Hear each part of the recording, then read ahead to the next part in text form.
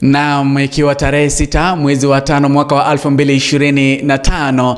Karibu katika taarifa za AGR News. Mimi ni Videlis Moshoge. Na taarifa za leo tunaanza na zoezi ambalo linaendelea la kitaifa la kukusanya maoni kutoka kwa Wakenya kuhusu hazina ya serikali ya CDF, huku wengi wakitokeza wakitetea wakisema kwamba imewasaidia na inaendelea kuwasaidia.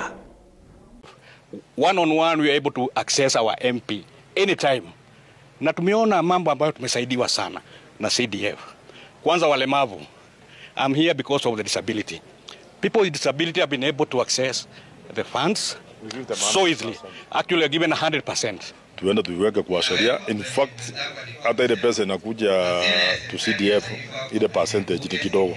Na daikana hata kama ingepatikana tuongeze kwa sababu watoto wala hawajiwezi wanatoka poor families, they depend on CDF. Tukiachana taarifa hiyo, jopo lililoteuliwa ili kuwapiga msasa waliotaka kuwa makamishona wa tume ya uchaguzi ya IEBC na vile wenyekiti wa IEBC leo limewasilisha ripoti yake kwa Rais William Samoei Ruto kuonesha mwezi ama moshi mweupe kwamba hivi karibuni huenda tukajua ni nani mwenyekiti wa tume hiyo ya IEBC na vile makamishona wake ni wapi.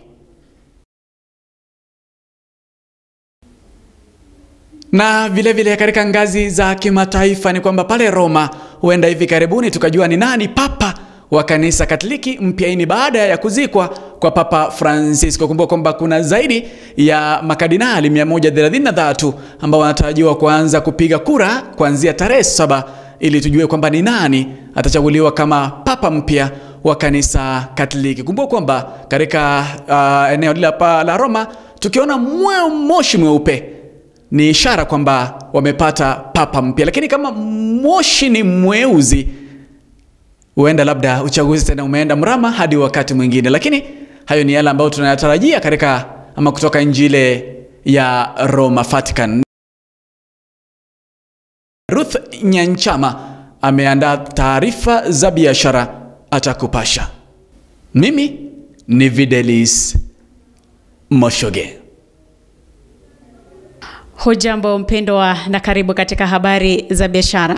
Tukianza ni kwamba ofisi ya rais imetengewa bilioni 2.3 katika mwaka wa pesa wa 2025-2026. Huku milioni 894.6 zikitengwa kwa ajili ya ukarabati wa ikulu na nyumba za kulala za wageni wa rais. Na tunapozidi kusonga ni kwamba hazina ya Kenya imependekeza kwamba marupurupu yanayopewa rais wa awali Mheshimiwa Uhuru Kenyatta yapunguzwe kwa milioni 94.6 katika mwaka wa fedha wa 2025-2026, huku marupurupu yanayopewa Mheshimiwa Raila Odinga yakipunguzwa kutoka milioni 87 hadi milioni 63, na marupurupu yanayopewa Mheshimiwa Kalonzo yakipunguzwa kutoka milioni 81 hadi milioni 53. Na kwa upande mwingine ni kwamba kampuni inayoendesha barabara ya Nairobi Mombasa Expressway inatazamiwa kulipa bilioni 12.9 ili kufidia wamiliki ardhi, ikiwa ni sehemu ya gharama ya jumla ya mradi huo ambao ni wa bilioni 465. Nikomee hapo kwa sasa. Jina langu ni Ruth Nyanchama.